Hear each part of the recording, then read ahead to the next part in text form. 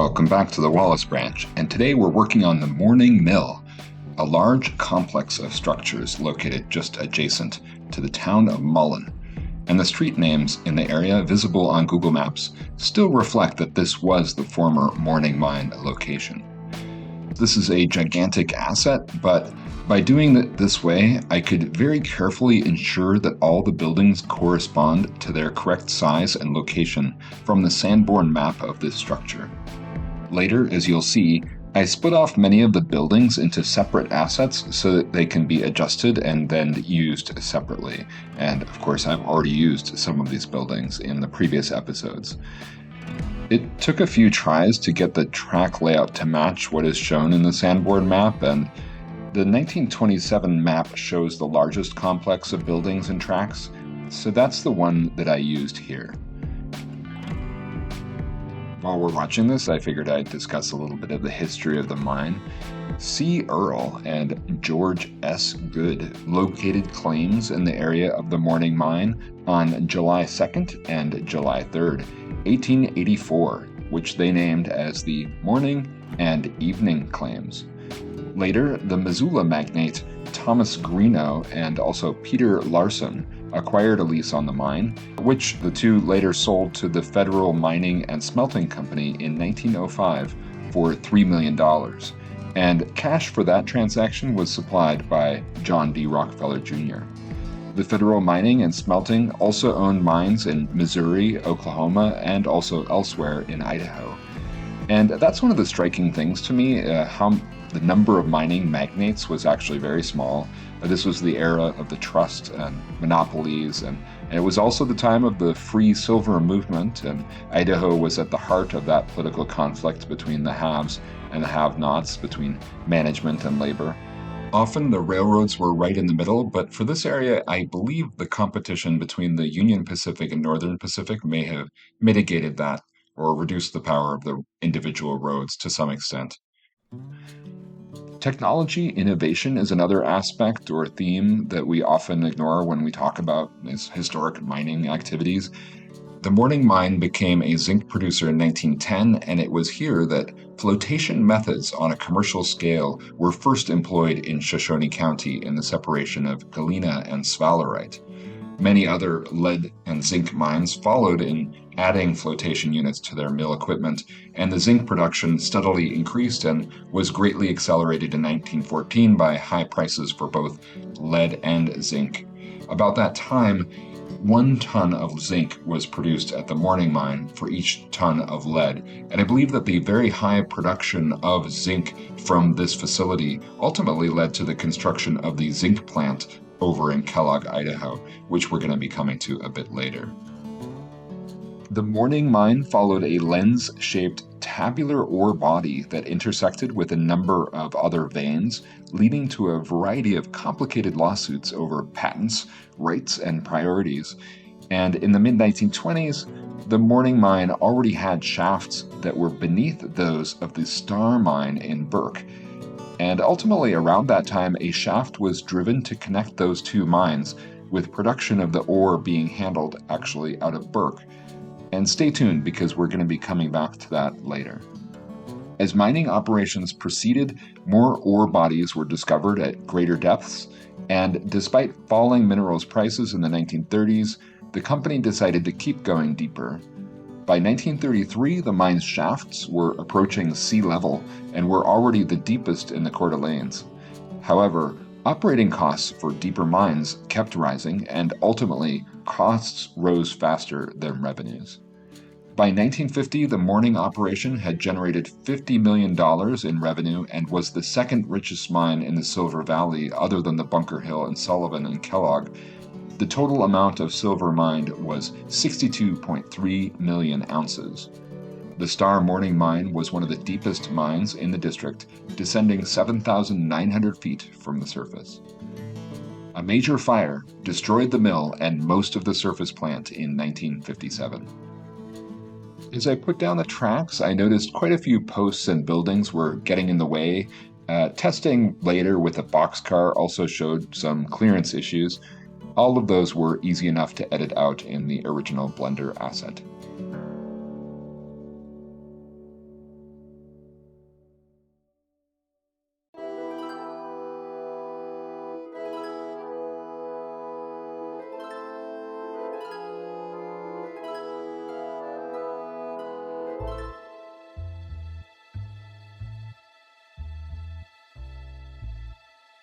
One of the things about most of the hillside mine assets in the route, they involve a fun part where you get to use the terrain tools to kind of like dig out the terrain and uncover parts of the building.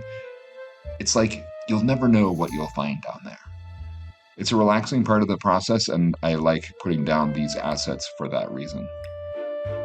The many photos of the morning mill, they help guide the shaping of the slopes, and particularly during the process of creating the asset in the first place.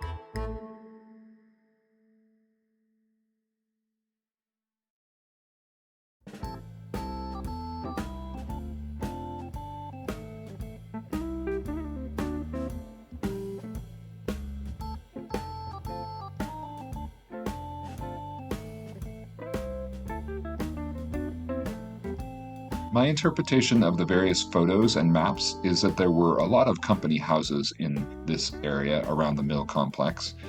At the end of these tracks, I put some warehouse type buildings and some larger Old West ranch buildings that I imagine might be used as offices or houses for top management.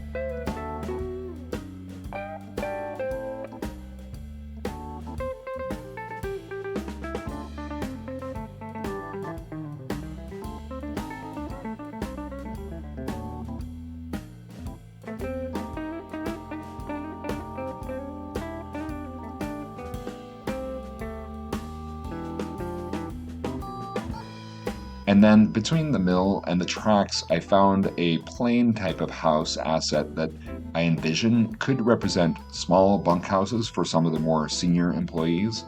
I did do a little bit of reskinning to tone down the colors and make it fit in better with this scene. There was also in Mullan a large bunkhouse located up the hill, and that I didn't model. I don't know what time periods it was present at.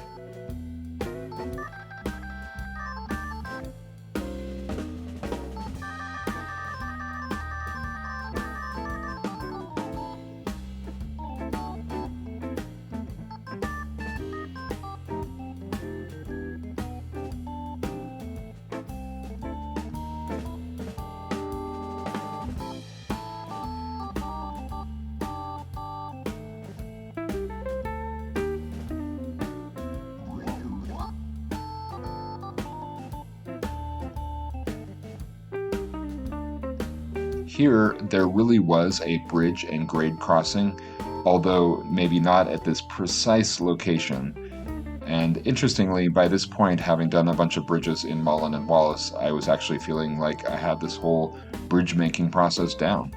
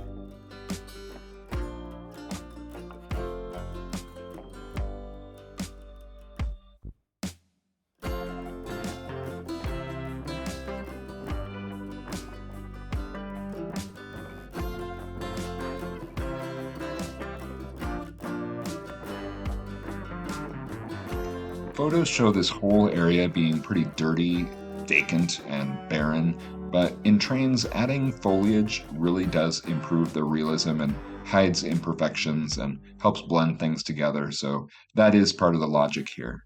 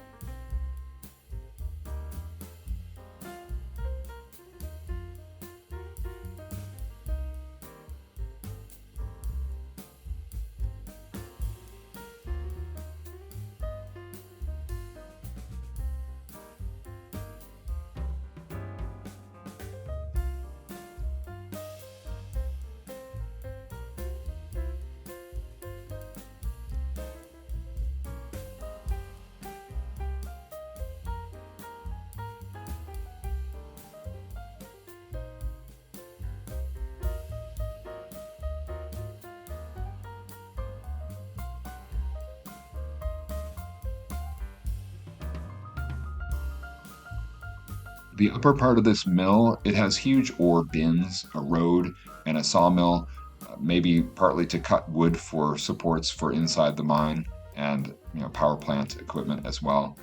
All the concentrator mills had some pretty big settling tanks and water tanks. Settling tanks were installed only after local opposition to dumping mine tailings and wastewater directly into the rivers reached a critical mass. These settling tanks are ones that I made based on some photos of older settling tanks.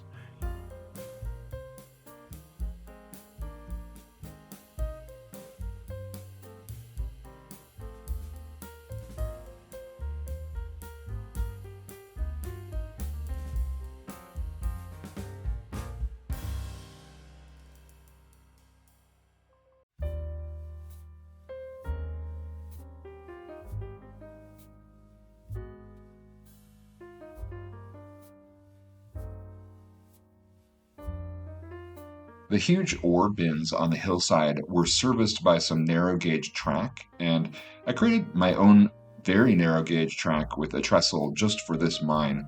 One photo shows that the tracks had a complex layout, and there's also a map that shows that the Morning Mine had several different entrances, including one that's fairly far up the hillside from Mullan. But I didn't attempt any of that. The main mine mouth was located nearby, so I just envisaged the mine cars going back and forth to those ore bins from there. The trestle is not very high. You do have to take care to manually level the ground underneath that.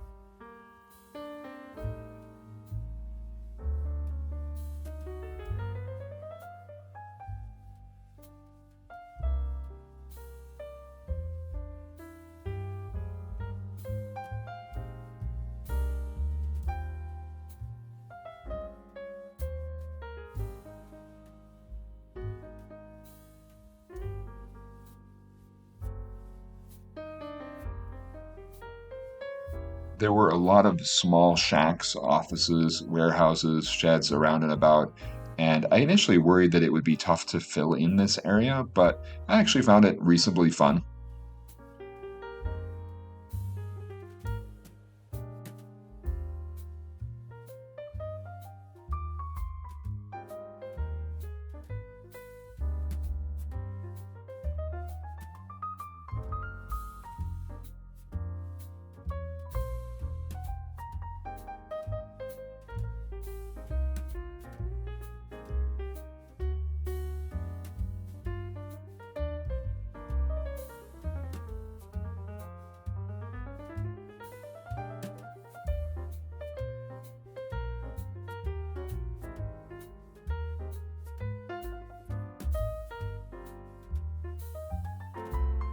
Near the mine mouth, there were some outbuildings for servicing the ore carts, or maybe buildings for miners to suit up and wash up and so on.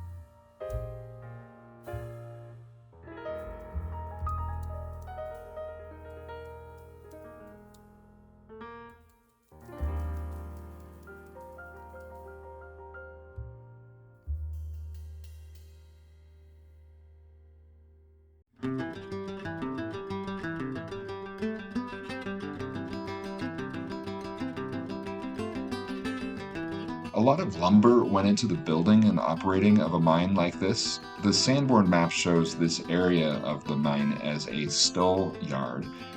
This refers to these support timbers used in the mine shafts. I put down initially these big stacks of plywood, but then later replaced them by stacks of railroad ties, which could look like or resemble those Stull stacks.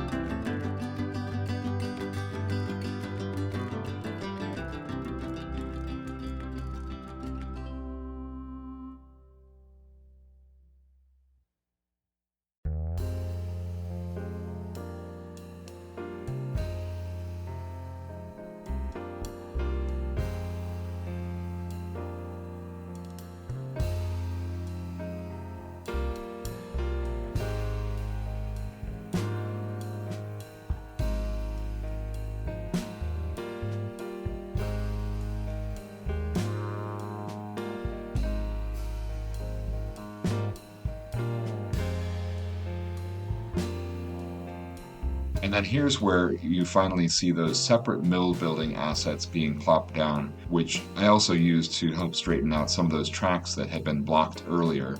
We've already seen some of these assets used in Wallace. Surprisingly, as I was placing these down, I kind of forgot the correct layout, but ultimately I did get it all sorted out.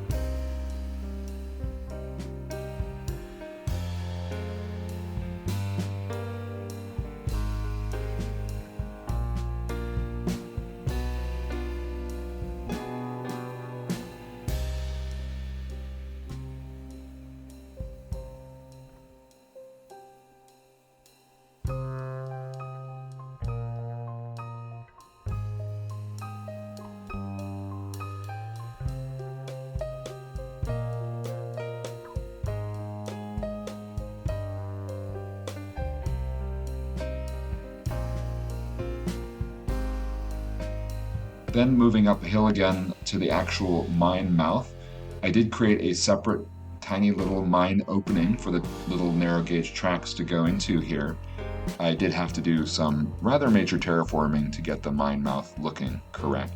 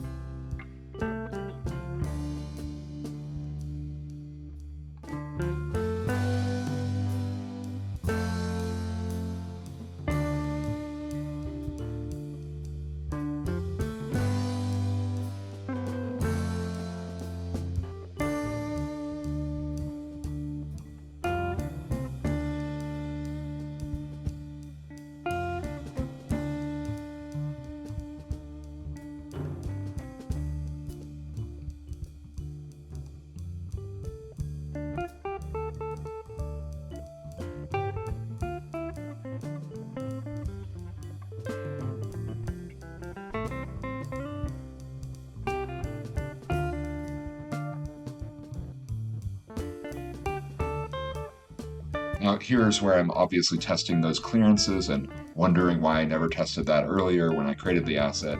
It's a little embarrassing, but again, it didn't take long to correct those.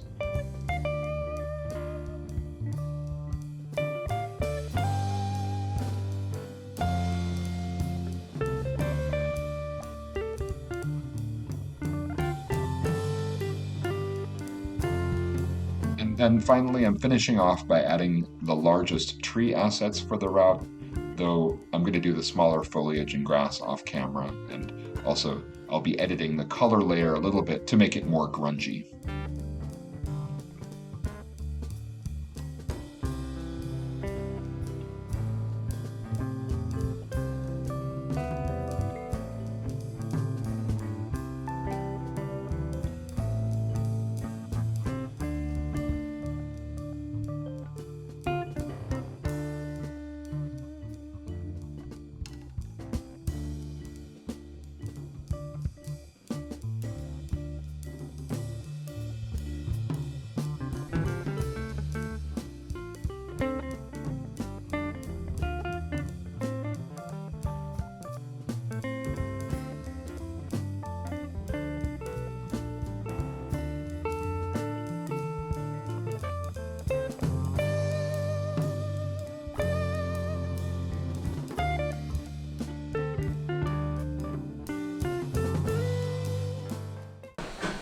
Next, because this is a shorter episode, we have time to start with a little trial operation on the route, switching out a few boxcars in this complex. I'm not going to show every movement, just give you a sense, but yeah, I'm using a Northern Pacific 280 of my own creation, and we're going to see that a lot later on. One thing, though, this steam engine handles completely differently from the diesel locomotives that I'm used to running on this route, so I ended up doing a ludicrous amount of back and forth on the throttle to get these ore cars and box cars placed correctly.